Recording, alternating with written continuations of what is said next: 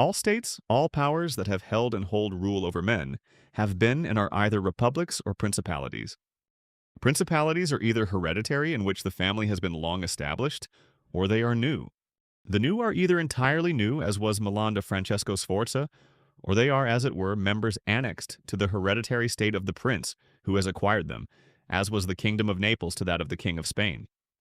Such dominions thus acquired are either accustomed to live under a prince or to live in freedom, and are acquired either by the arms of the prince himself or of others, or else by fortune or by ability. I will leave out all discussion on republics, inasmuch as in another place I have written of them at length, and will address myself only to principalities. In doing so, I will keep to the order indicated above, and discuss how such principalities are to be ruled and preserved. I say at once there are fewer difficulties in holding hereditary states, and those long accustomed to the family of their prince than new ones. For it is sufficient only not to transgress the customs of his ancestors, and to deal prudently with circumstances as they arise, for a prince of average powers to maintain himself in his state, unless he be deprived of it by some extraordinary and excessive force.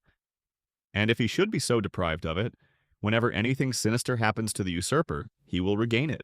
We have in Italy, for example, the Duke of Ferrara, who could not have withstood the attacks of the Venetians in 84, nor those of Pope Julius in 10, unless he had been long established in his dominions. For the hereditary prince has less cause and less necessity to offend.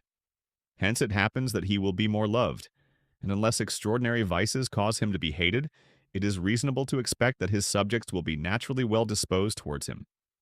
And in the antiquity and duration of his rule, the memories and motives that make for change are lost, for one change always leaves the two thing for another.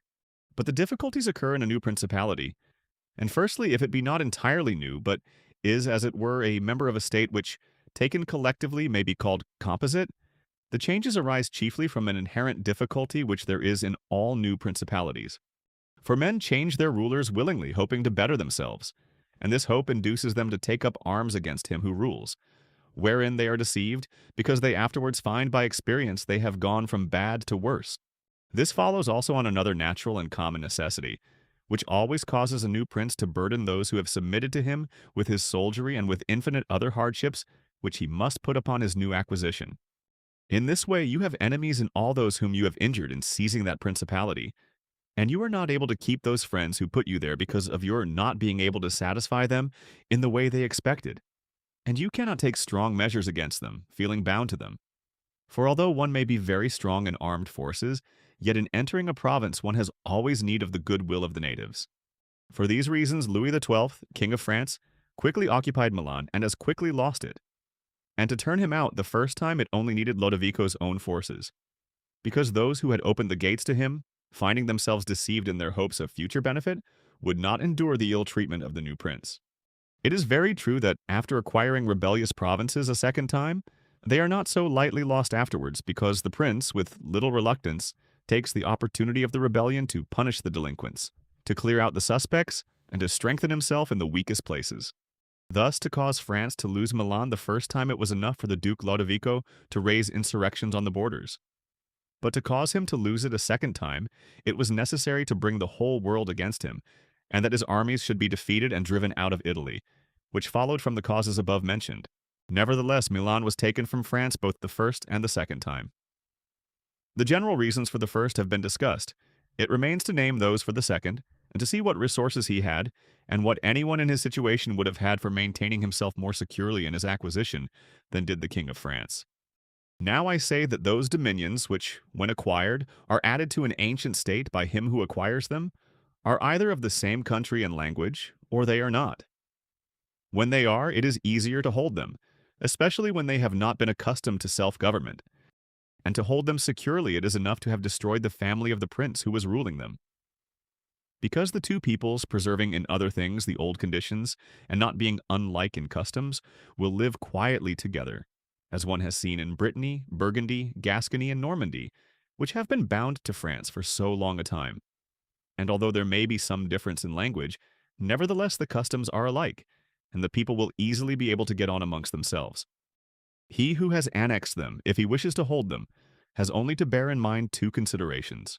The one, that the family of their former lord is extinguished. The other, that neither their laws nor their taxes are altered, so that in a very short time they will become entirely one body with the old principality. Duke Lodovico was Lodovico Moro, a son of Francesco Sforza, who married Beatrice d'Este. He ruled over Milan from 1494 to 1500 and died in 1510. But when states are acquired in a country differing in language, customs, or laws, there are difficulties, and good fortune and great energy are needed to hold them. And one of the greatest and most real helps would be that he who has acquired them should go and reside there. This would make his position more secure and durable, as it has made that of the Turk in Greece, who, notwithstanding all the other measures taken by him for holding that state, if he had not settled there, would not have been able to keep it. Because if one is on the spot, disorders are seen as they spring up, and one can quickly remedy them. But if one is not at hand, they are heard of only when they are great, and then one can no longer remedy them. Besides this, the country is not pillaged by your officials. The subjects are satisfied by prompt recourse to the prince. Thus, wishing to be good, they have more cause to love him, and wishing to be otherwise, to fear him. He who would attack that state from the outside must have the utmost caution. As long as the prince resides there, it can only be wrested from him with the greatest difficulty.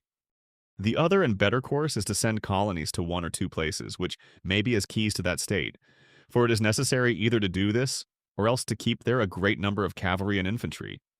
A prince does not spend much on colonies, for with little or no expense he can send them out and keep them there, and he offends a minority only of the citizens from whom he takes lands and houses to give them to the new inhabitants. And those whom he offends, remaining poor and scattered, are never able to injure him, whilst the rest being uninjured are easily kept quiet, and at the same time are anxious not to err for fear it should happen to them, as it has to those who have been despoiled. In conclusion, I say that these colonies are not costly. They are more faithful, they injure less, and the injured, as has been said, being poor and scattered, cannot hurt. Upon this, one has to remark that men ought either to be well treated or crushed, because they can avenge themselves of lighter injuries, of more serious ones they cannot. Therefore the injury that is to be done to a man ought to be of such a kind that one does not stand in fear of revenge. But in maintaining armed men there in place of colonies, one spends much more, having to consume on the garrison all the income from the state, so that the acquisition turns into a loss, and many more are exasperated because the whole state is injured. Through the shifting of the garrison up and down, all become acquainted with hardship, and all become hostile, and they are enemies who, whilst beaten on their own ground, are yet able to do hurt. For every reason, therefore, such guards are as useless as a colony is useful. Again, the prince who holds a country differing in the above respects ought to make himself the head and defender of his less powerful neighbors, and to weaken the more powerful amongst them, taking care that no foreigner as powerful as himself shall by any accident get a footing there. For it will always happen that such a one will be introduced by those who are discontented, either through excess of ambition or through fear, as one has seen already. The Romans were brought into Greece by the Aetolians, and in every other country where they obtained a footing they were brought in by the inhabitants. And the usual course of affairs is that as soon as a powerful foreigner enters a country, all the subject states are drawn to him, moved by the hatred which they feel against the ruling power. So that in respect to those subject states, he has not to take any trouble to gain them over to himself, for the whole of them quickly rally to the state which he has acquired there. He has only to take care that they do not get hold of too much power and too much authority, and then with his own forces and with their goodwill, he can easily keep down the more powerful of them, so as to remain entirely master in the country. And he who does not properly manage this business will soon lose what he has acquired, and whilst he does hold it, he will have endless difficulties and troubles. The Romans, in the countries which they annexed, observed closely these measures. They sent colonies and maintained friendly relations with the minor powers without increasing their strength. They kept down the greater and did not allow any strong foreign powers to gain authority. Greece appears to me sufficient for an example. The Achaeans and Aetolians were kept friendly by them. The kingdom of Macedonia was humbled. Antiochus was driven out. Yet the merits of the Achaeans and Aetolians never secured for them permission to increase their power, nor did the persuasions of Philip ever induce the Romans to be his friends without first humbling him. Nor did the influence of Antiochus make them agree that he should retain any lordship over the country, because the Romans did in these instances what all prudent princes ought to do, who have to regard not only present troubles but also future ones, for which they must prepare with every energy, because when foreseen, it is easy to remedy them. But if you wait until they approach, the medicine is no longer in time because the malady has become incurable. For it happens in this, as the physicians say it happens in hectic fever, that in the beginning of the malady it is easy to cure but difficult to detect. But in the course of time, not having been either detected or treated in the beginning, it becomes easy to detect but difficult to cure. This it happens in affairs of state. For when the evils that arise have been foreseen, which it is only given to a wise man to see, they can be quickly redressed. But when, through not having been foreseen, they have been permitted to grow in a way that everyone can see them, there is no longer a remedy. Therefore, the Romans, foreseeing troubles, dealt with them at once, and even to avoid a war would not let them come to a head, for they knew that war is not to be avoided, but is only to be put off to the advantage of others. Moreover, they wished to fight with Philip and Antiochus in Greece so as not to have to do it in Italy. They could have avoided both, but this they did not wish. Nor did that ever please them, which is forever in the mouths of the wise ones of our time. Let us enjoy the benefits of the time, but rather the benefits of their own valor and prudence. For time drives everything before it, and is able to bring with it good as well as evil, and evil as well as good. But let us turn to France and inquire whether she has done any of the things mentioned. I will speak of Louis as the one whose conduct is the better to be observed, he having held possession of Italy for the longest period. And you will see that he has done the opposite to those things which ought to be done to retain a state composed of divers elements. King Louis was brought into Italy by the ambition of the Venetians, who desired to obtain half the state of Lombardy by his intervention. I will not blame the course taken by the king, because, wishing to get a foothold in Italy and having no friends there, seeing rather that every door was shut to him owing to the conduct of Charles, he was forced to accept those friendships which he could get. And he would have succeeded very quickly in his design if in other matters he had not made some mistakes. The king, however, having acquired Lombardy, regained at once the authority which Charles had lost. Genoa yielded, the Florentines became his friends. The Marquis of Mantua, the Duke of Ferrara, the Bentivogli, my Lady of Forli, the lords of Faenza, of Pesaro, of Rimini, of Camerino, of Piombino, the Lucchesi, the Pisans, the Sienese. Everybody made advances to him to become his friend. Then could the Venetians realize the rashness of the course taken by them, which, in order that they might secure 2 towns in Lombardy, had made the king master of 2/3 of Italy. Let anyone now consider with what little difficulty the king could have maintained his position in Italy, had he observed the rules above laid down, and kept all his friends secure and protected. For although they were numerous, they were both weak and timid, some afraid of the church, some of the Venetians, and thus they would always have been forced to stand in with him. And by their means he could easily have made himself secure against those who remained powerful. But he was no sooner in Milan than he did the contrary, by assisting Pope Alexander to occupy the Romagna. It never occurred to him that by this action he was weakening himself, depriving himself of friends and of those who had thrown themselves into his lap, whilst he aggrandized the church by adding much temporal power to the spiritual, thus giving it greater authority. And having committed this prime error, he was obliged to follow it up, so much so that to put an end to the ambition of Alexander, and to prevent his becoming the master of Tuscany, he was himself forced to come into Italy.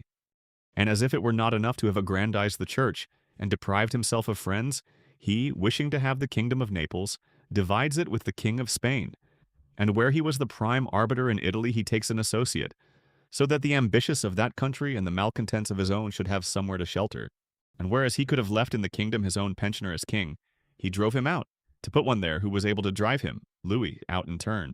The wish to acquire is in truth very natural and common, and men always do so when they can, and for this they will be praised, not blamed. But when they cannot do so, yet wish to do so by any means, then there is folly and blame. Therefore, if France could have attacked Naples with her own forces, she ought to have done so. If she could not, then she ought not to have divided it. And if the partition which she made with the Venetians in Lombardy was justified by the excuse that by it she got a foothold in Italy, this other partition merited blame, for it had not the excuse of that necessity. Louis XIII, King of France, the father of the people, born 1462, died 1515. Charles VIII, King of France, born 1470, died 1498. Therefore Louis made these 5 errors. He destroyed the minor powers, he increased the strength of one of the greater powers in Italy, he brought in a foreign power, he did not settle in the country, he did not send colonies. Which errors, had he lived, were not enough to injure him, had he not made a 6th by taking away their dominions from the Venetians. because had he not aggrandized the church, nor brought Spain into Italy, it would have been very reasonable and necessary to humble them. But having first taken these steps, he ought never to have consented to their ruin, for they being powerful would always have kept off others from designs on Lombardy, to which the Venetians would never have consented except to become masters themselves there, also because the others would not wish to take Lombardy from France in order to give it to the Venetians, and to run counter to both, they would not have had the courage. And if anyone should say, King Louis yielded the Romagna to Alexander and the kingdom to Spain to avoid war, I answer for the reasons given above that a blunder ought never to be perpetrated to avoid war, because it is not to be avoided, but is only deferred to your disadvantage. And if another should allege the pledge which the king had given to the Pope that he would assist him in the enterprise, in exchange for the dissolution of his marriage and for the cap to Rouen, to that I reply what I shall write later on concerning the faith of princes and how it ought to be kept. Thus King Louis lost Lombardy by not having followed any of the conditions observed by those who have taken possession of countries and wish to retain them. Nor is there any miracle in this, but much that is reasonable and quite natural. And on these matters I spoke at Nantes with Rouen, when Valentino, as Cesare Borgia, the son of Pope Alexander was usually called, occupied the Romagna. And on Cardinal Rouen observing to me that the Italians did not understand war, I replied to him that the French did not understand statecraft, meaning that otherwise they would not have allowed the Church to reach such greatness. And in fact, it has been seen that the greatness of the Church and of Spain and Italy has been caused by France, and her ruin may be attributed to them. From this a general rule is drawn which never or rarely fails, that he who is the cause of another becoming powerful is ruined, because that predominancy has been brought about either by astuteness or else by force, and both are distrusted by him who has been raised to power. Considering the difficulties which men have had to hold to a newly acquired state, some might wonder how, seeing that Alexander the Great became the master of Asia in a few years and died whilst it was scarcely settled, nevertheless his successors maintained themselves and had to meet no other difficulty than that which arose among themselves from their own ambitions. I answer that the principalities of which one has record are found to be governed in two different ways, either by a prince with a body of servants who assist him to govern the kingdom as ministers by his favor and permission, or by a prince and barons who hold that dignity by antiquity of blood and not by the grace of the prince. Such barons have states and their own subjects, who recognize them as lords and hold them in natural affection. Those states that are governed by a prince and his servants hold their prince in more consideration, because in all the country there is no one who is recognized as superior to him, and if they yield obedience to another, they do it as to a minister and official, and they do not bear him any particular affection. The examples of these two governments in our time are the Turk and the King of France. The entire monarchy of the Turk is governed by one lord, the others are his servants, and, dividing his kingdom into sanjaks, he sends there different administrators, and shifts and changes them as he chooses. But the King of France is placed in the midst of an ancient body of lords, acknowledged by their own subjects and beloved by them. They have their own prerogatives, nor can the king take these away except at his peril. Therefore, he who considers both of these states will recognize great difficulties in seizing the state of the Turk, but once it is conquered, great ease in holding it. The causes of the difficulties in seizing the kingdom of the Turk are that the usurper cannot be called in by the princes of the kingdom, nor can he hope to be assisted in his designs by the revolt of those whom the Lord has around him.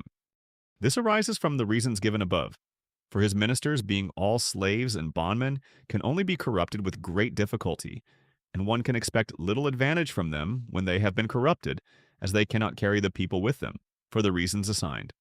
Hence he who attacks the Turk must bear in mind that he will find him united, and he will have to rely more on his own strength than on the revolt of others.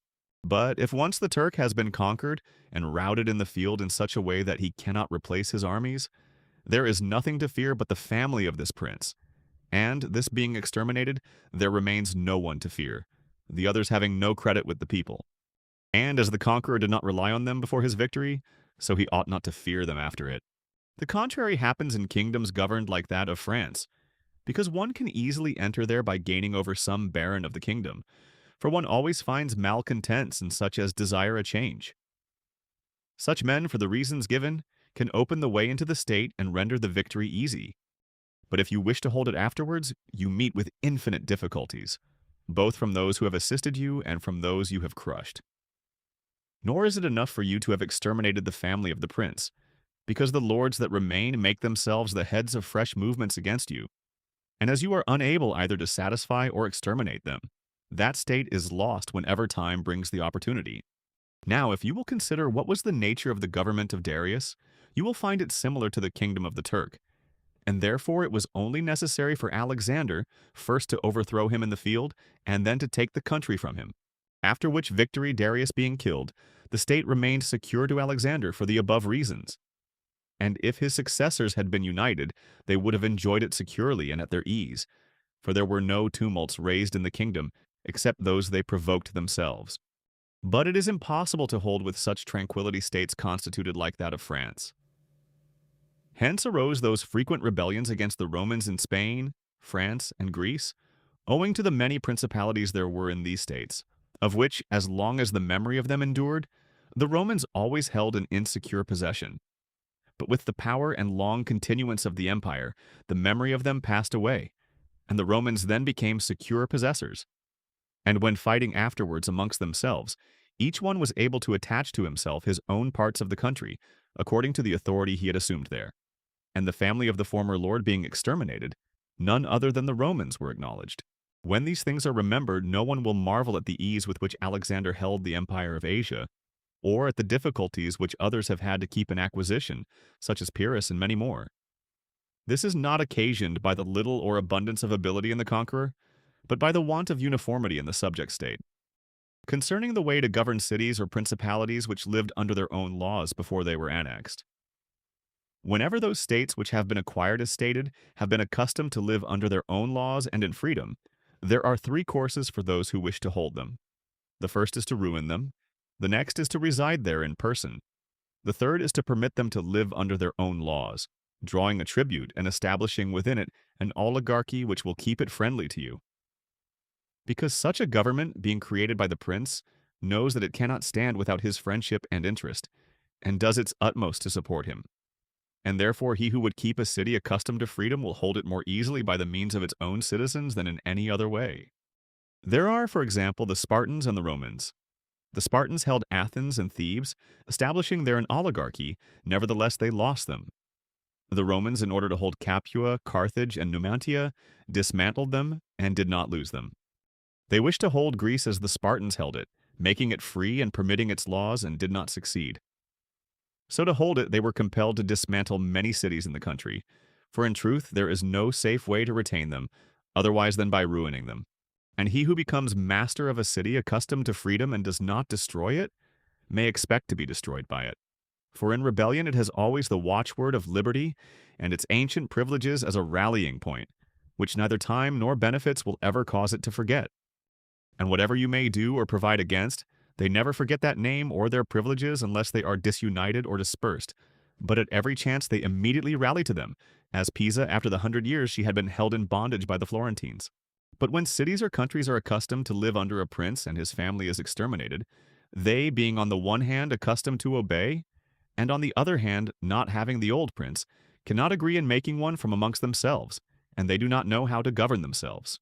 For this reason they are very slow to take up arms, and a prince can gain them to himself, and secure them much more easily. But in republics there is more vitality, greater hatred, and more desire for vengeance, which will never permit them to allow the memory of their former liberty to rest, so that the safest way is to destroy them or to reside there. Concerning new principalities which are acquired by one's own arms and ability, let no one be surprised if in speaking of entirely new principalities as I shall do, I adduce the highest examples both of prince and of state. Because men, walking almost always in paths beaten by others, and following by imitation their deeds, are yet unable to keep entirely to the ways of others, or attain to the power of those they imitate.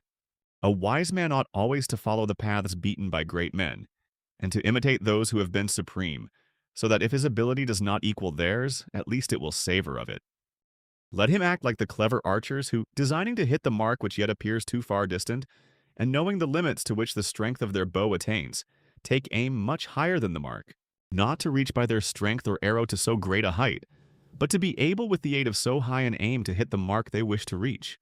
I say therefore that in entirely new principalities, where there is a new prince, more or less difficulty is found in keeping them, accordingly as there is more or less ability in him who has acquired the state. Now, as the fact of becoming a prince from a private station presupposes either ability or fortune, it is clear that one or other of these things will mitigate in some degree many difficulties. Nevertheless, he who has relied least on fortune is established the strongest. Further, it facilitates matters when the prince, having no other state, is compelled to reside there in person. But to come to those who, by their own ability and not through fortune, have risen to be princes, I say that Moses, Cyrus, Romulus, Theseus, and such like are the most excellent examples.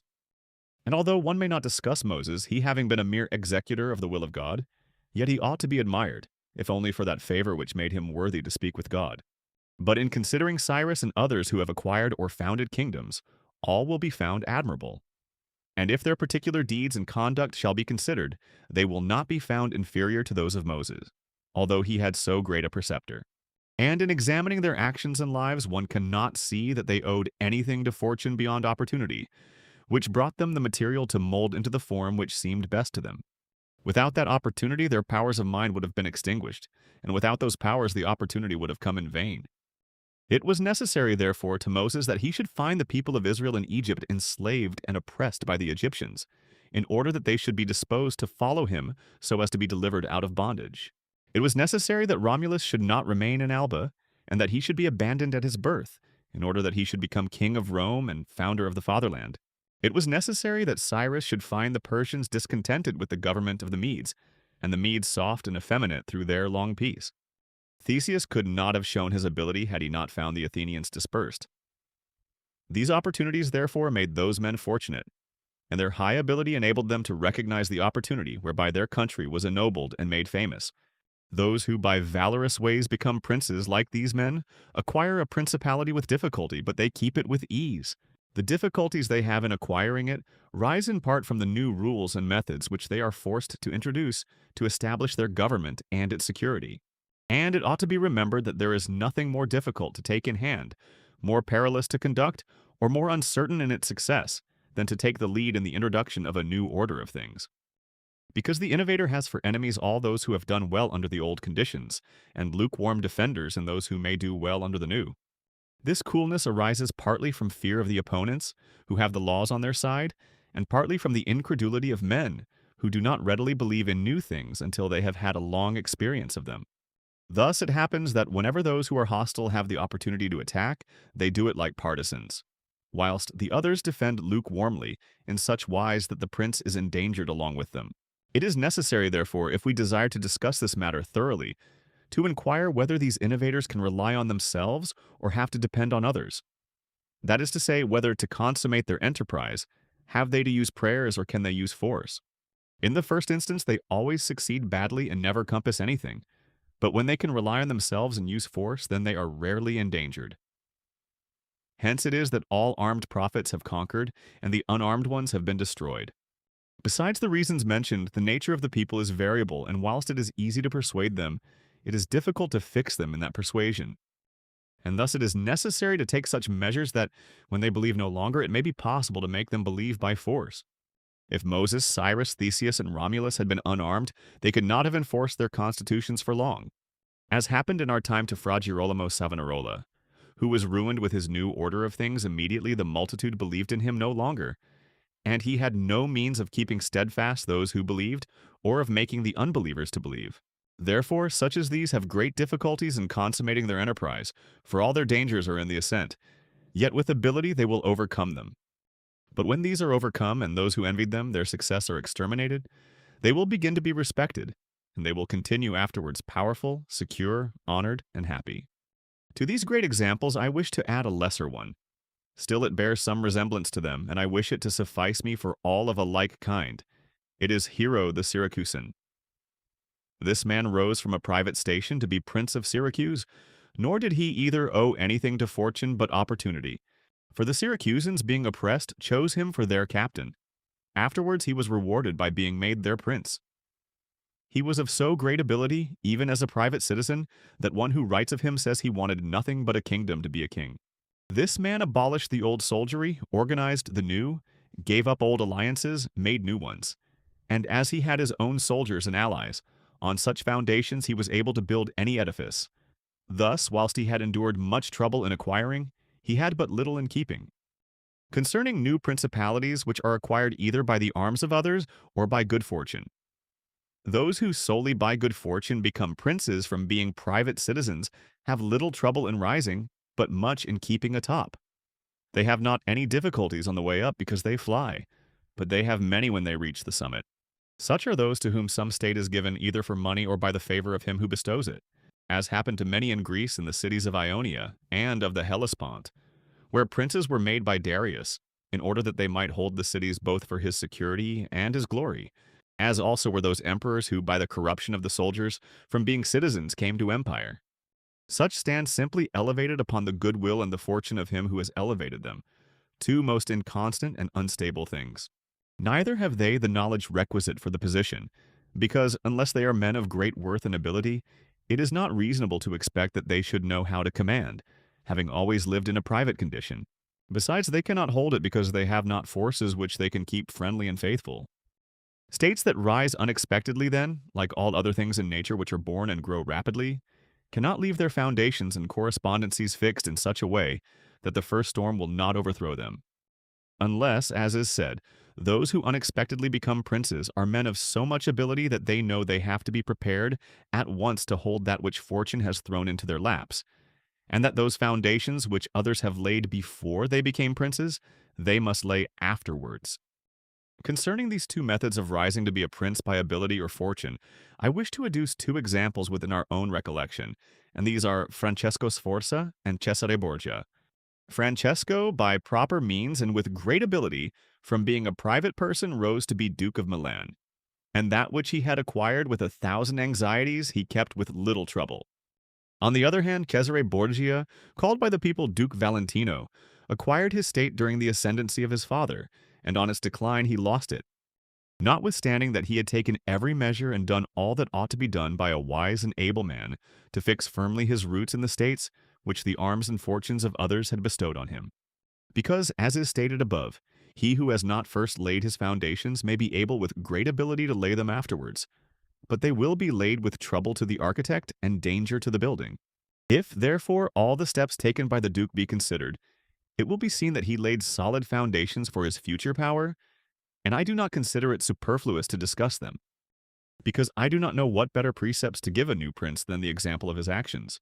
And if his dispositions were of no avail, that was not his fault, but the extraordinary and extreme malignity of fortune. Alexander VI, in wishing to aggrandize the Duke, his son, had many immediate and prospective difficulties. Firstly, he did not see his way to make him master of any state that was not a state of the Church. And if he was willing to rob the Church, he knew that the Duke of Milan and the Venetians would not consent, because Faenza and Rimini were already under the protection of the Venetians. Besides this, he saw the arms of Italy, especially those by which he might have been assisted, in hands that would fear the aggrandizement of the Pope, namely the Orsini and the Colonnesi and their following. It behoved him therefore to upset this state of affairs and embroil the powers, so as to make himself securely master of part of their states.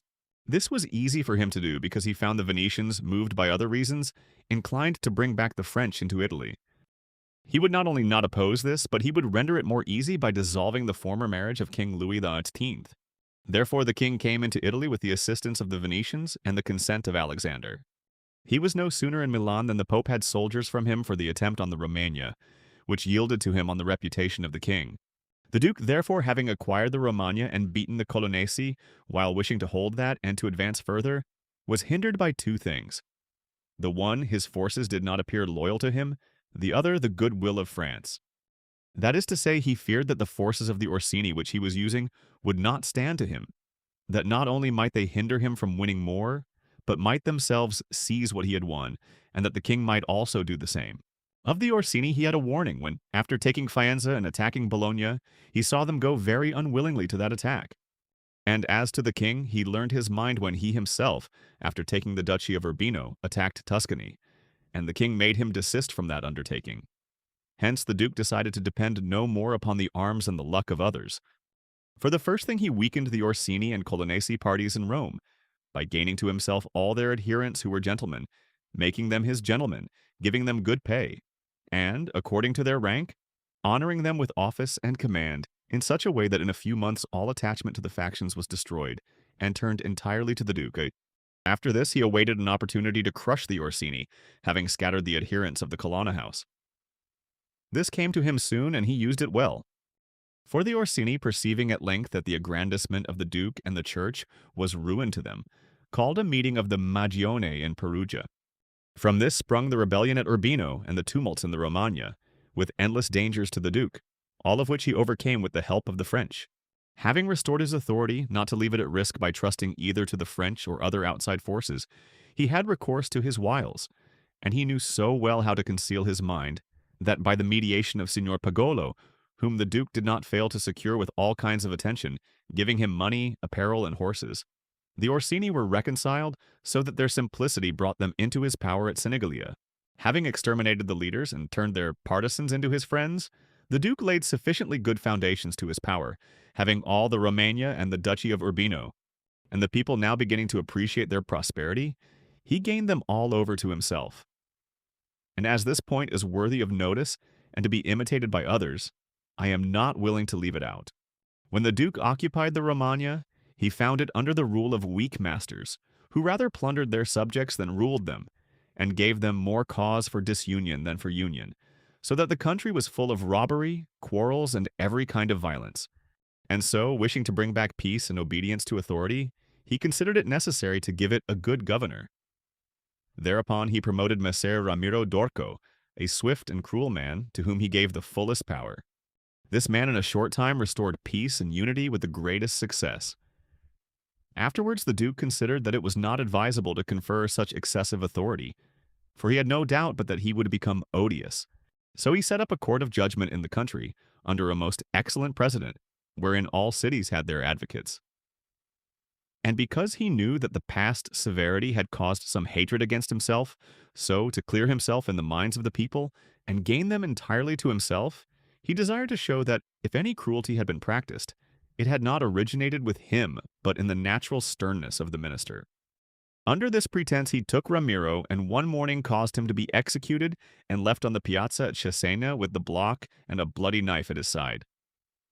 The barbarity of this spectacle caused the people to be at once satisfied and dismayed.